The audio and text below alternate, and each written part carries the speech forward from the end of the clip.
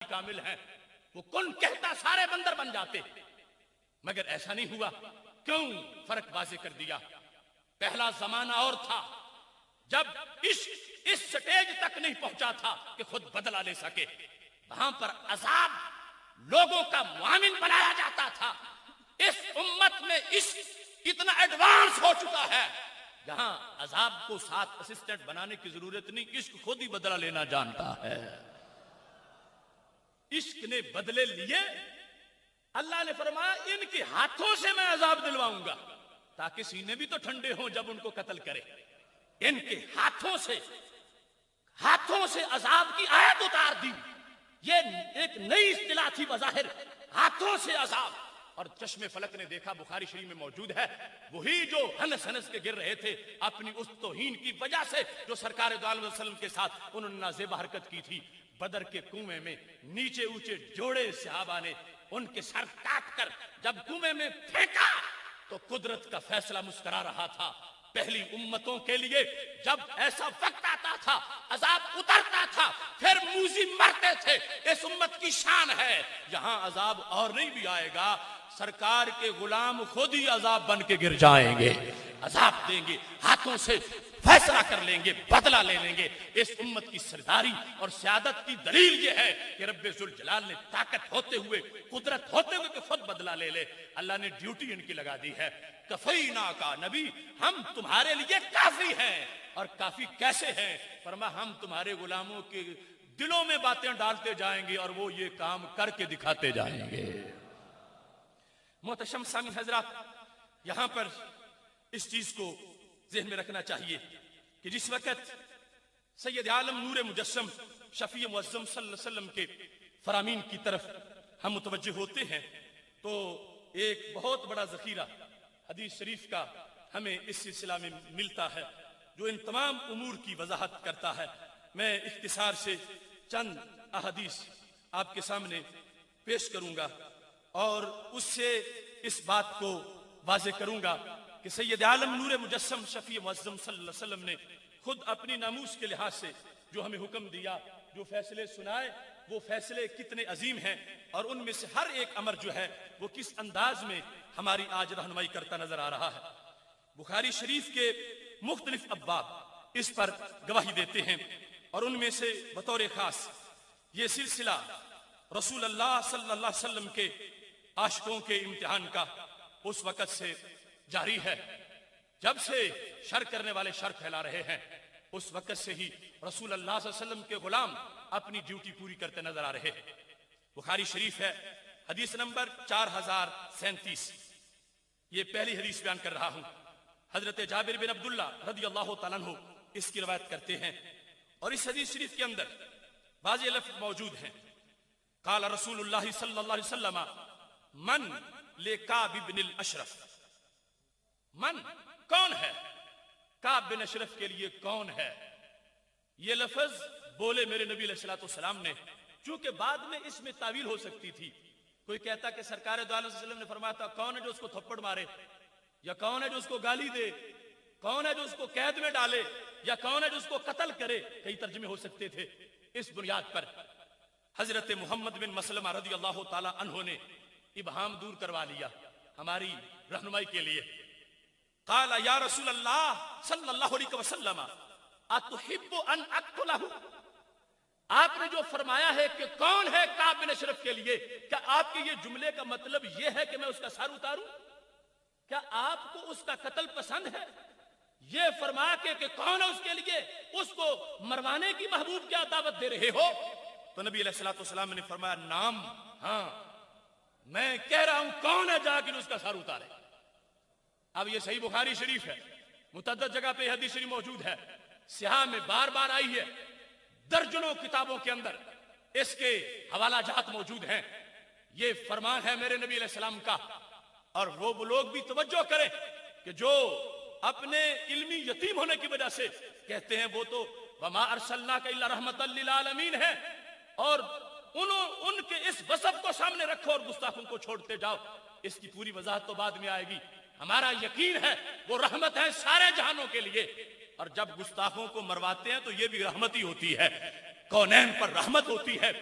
خود فرمایا کون ہے، خود فرمایا کون ہے جو اس کا سر اتار کے آئے۔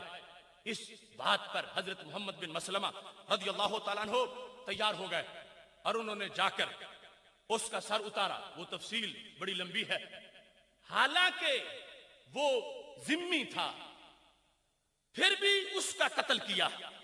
اور یہاں پر بطور خاص سارے مباحث میں یہ بات موجود ہے، اور بالخصوص اس کی وضاحت کے اندر مواہب لدنیا میں بھی یہ تفصیل پوری لکھی گئی۔ اور اس کے ساتھ ساتھ قاضی ایاز نے شفا کے اندر یہ بحث کی کہ اس کا جرم شرک نہیں تھا، اگر جرم شرک ہوتا تو مشرک اور بھی بڑے تھے۔ غیلاتن مارا گیا، غیلا کے ساتھ اس کو ہنگامی طور پر جھانسا دے کے مار دیا گیا۔ یہ قتل سرکار دو عالم صلی اللہ علیہ وسلم نے خود کروایا، اور اس میں سید عالم نور مجسم شفیع معظم صلی اللہ علیہ وسلم نے جو اس کو قتل کروایا ہے، اس میں لفظ امر بھی موجود ہے، آرڈر موجود ہے۔ بیس اس کا کفر نہیں تھا، بیس اس کا شرک نہیں تھا، بیس اس کا گالی دینا تھا۔ اس گالی کی بنیاد پر اس کو قتل کیا گیا ہے۔ اور یہ بات یاد رکھیں، ہمیشہ اس معاملے پر امت جو ہے وہ بڑی حساس رہی ہے، اور ان چیزوں کو یہ ہمیشہ ہائی لائٹ کیا گیا ہے۔ بیس اس چیز کو رکھا گیا ہر جگہ، جس میں یہ بات بھی جو بخاری شریف میں بھی ہے، مسلم کی حدیث نمبر 1752 میں ہے، جب بدر کا میدان تھا تو دو ننھے شیر ایک موذی کا ایڈریس پوچھ رہے تھے۔ عبد الرحمن بن عوف کہتے ہیں دائیں بائیں میں نے دیکھا تو چھوٹے چھوٹے بچے ہیں، تو میں نے کہا میری سائیڈیں محفوظ نہیں، کوئی بڑے کڑیل جوان ہوتے تو پھر سائیڈیں محفوظ ہوتی۔ وہ حضرت معاذ اور معوذ، یا ایک روایت میں دونوں ہی معاذ تھے، اور پھر آگے بلدیت کے لحاظ سے فرق تھا، وہ معاذ بن عمر بن جموع، معاذ بن افرا، وہ معاذ و معوذ ایڈریس پوچھ رہے ہیں۔ عبد الرحمن بن عوف نے کہا کیوں پوچھتے ہو؟ انہوں نے کہا ہم اس کو قتل کرنا چاہتے ہیں۔ سبب کیا ہے؟ اس کا مشرک ہونا، اس کا مسلمانوں پہ تشدد کرنا، اس کا مسلمانوں کو شہید کرنا، اس کا رسول اللہ صلی اللہ علیہ وسلم کو ہجرت پر مجبور کر دینا، تم کیوں اس کو قتل کرنا چاہتے ہو؟ تو دونوں کا جواب کیا تھا؟ کہتے ہیں اخبرت انہ یسب رسول اللہ صلی اللہ علیہ وسلم۔ حضرت معاذ کہنے لگے میں باقی نہیں جانتا، میں تو اس لیے سر اتاروں گا کہ وہ میرے نبی کو گالی دینے والا ہے، قسم کھائی ہے مر جائیں گے یا ماریں گے ناری کو، سنا ہے وہ گالیاں دیتا ہے محبوب باری کو۔ تو وہاں پر بھی اصل بیس عاشق جس کو سامنے لے کے چل رہا ہے، اگرچہ اور وجہ بھی تھی اس کو قتل کرنے کی، اور جنگ جو شروع ہو چکی تھی پھر بطور خاص جنگ بھی وجہ تھی، لیکن بیان کرنے والوں نے جس کو بیان کیا ہائی لائٹ اس چیز کو کر رہے تھے کہ قیامت تک کے یہ گستاخوں کو پتا چلے کہ اس امت کے چھوٹے چھوٹے بیٹے بھی بڑے بڑے سورباؤں کو دیکھ کر مچلتے ہیں تو پھر شکروں کی طرح اس طرح لپکتے ہیں، جب تک اگلے گستاخ کی جان نہیں نکلتی اس وقت تک وہ واپس نہیں لوٹتے۔ یہاں پر حدیث شریف کے اندر جو رسول اللہ صلی اللہ علیہ وسلم نے اس کو قتل کروایا تھا اس کی تفصیلات موجود ہیں۔ پھر اس کے ساتھ ہی بخاری شریف میں 4039 نمبر حدیث ہے، حضرت براء بن عازب رضی اللہ تعالیٰ عنہ کہتے ہیں بعث رسول اللہ صلی اللہ علیہ وسلم الی ابی رافع الیہودی رجالا من الانصار، نبی علیہ الصلوۃ والسلام نے ابو رافع یہودی کو خود مروایا، اور یہ بھی بخاری شریف میں ہے، نمبر حدیث کا میں پڑھ رہا ہوں 4039۔ اب اس کو جو مروایا تو جرم کیا تھا؟ جرم اس کا یہودی ہونا ہوتا تو باقی یہودیوں کو بھی مروا دیتے، جرم اس کا کفر ہوتا تو باقی کفار کو بھی یوں مرواتے۔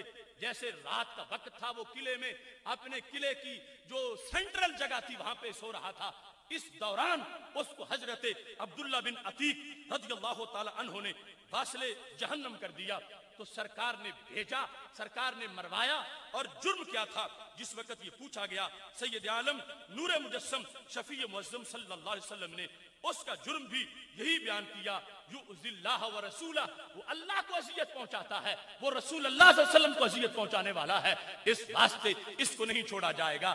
اب ان فرامین کو کیسے ہم پس پوچھ ڈال سکتے ہیں؟ معاذ اللہ، سرکار نے بھیجا ہے، اور صرف بھیجا ہی نہیں، پھر آپ نے نگرانی بھی کی ہے۔ اس رات کو چاندنی رات تھی، جب عبداللہ بن عتیق نیچے اتر رہے تھے، سمجھ رہے تھے کہ سیڑھی ہے، مگر وہ چھت سمجھ رہے تھے اور چھت نہیں تھی، گرے, پنڈلی ٹوٹ گئی. اس شیر نے اپنی چادر سے پنڈلی باندھی.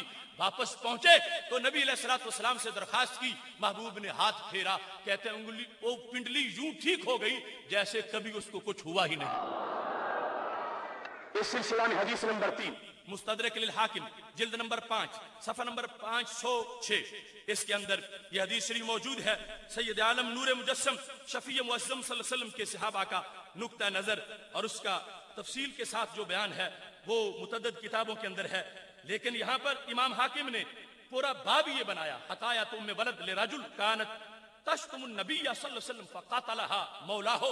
ایک لونڈی اس نے گالی دی ہمارے نبی علیہ الصلوۃ والسلام کو, تو اس کے مالک نے اس کو قتل کر دیا.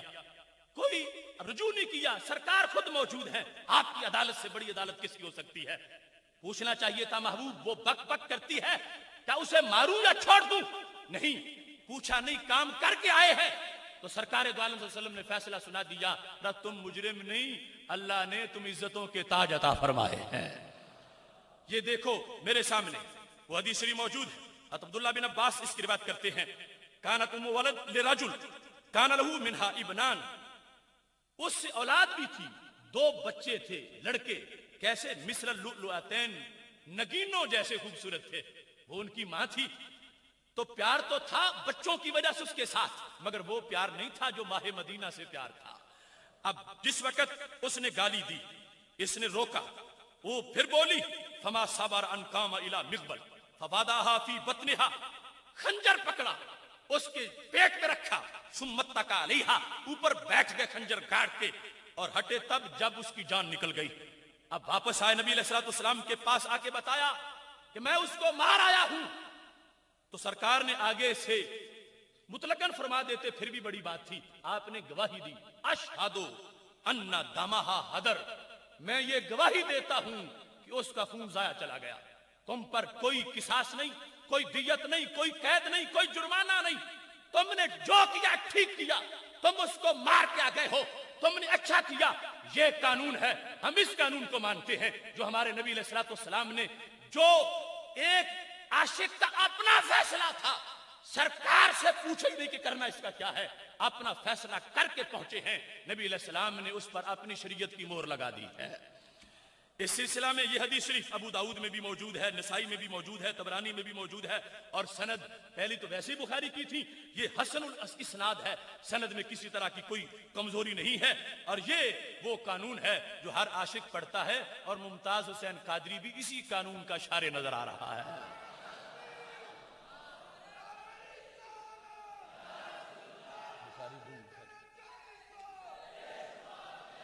محتشم سامعین حضرات, چونکہ ٹائم تھوڑا ہے, حدیث نمبر 4 بخاری شریف جلد نمبر 3 ہے, اور اس میں نمبر چونکہ سب کے میں بول رہا ہوں 4286 نمبر حدیث شریف کا ہے, کہ جس کے اندر حضرت انس بن مالک رضی اللہ تعالیٰ عنہ یہ بتاتے ہیں کہ جب رسول اللہ صلی اللہ علیہ وسلم مکہ شریف میں فاتحانہ داخل ہوئے, وعلی رأسہ المغفر, سر پہ رسول اللہ صلی اللہ علیہ وسلم نے وہ خود پہنا ہوا تھا, اس کو اتارا.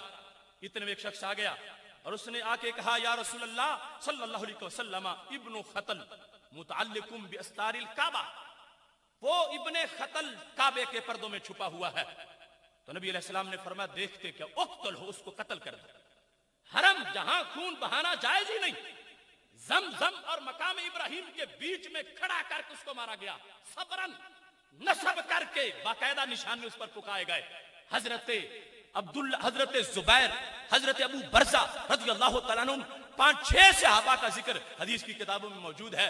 لگتا ہے اذن ایک ہوا ٹوٹ سارے پڑے, کہ اب وقت آ گیا ہے ہم اپنے عشق کو تسکین دے لیں. تو یہ سرکار دو عالم صلی اللہ علیہ وسلم نے اس کو خود قتل کروایا. اور یہاں پر بھی یہ بات بڑی وضاحت سے بتانا چاہتا ہوں, چونکہ پڑھنے کا سلیقہ ہو تو پڑھ لیتے ہیں کچھ لوگ, پانی پہ لکھی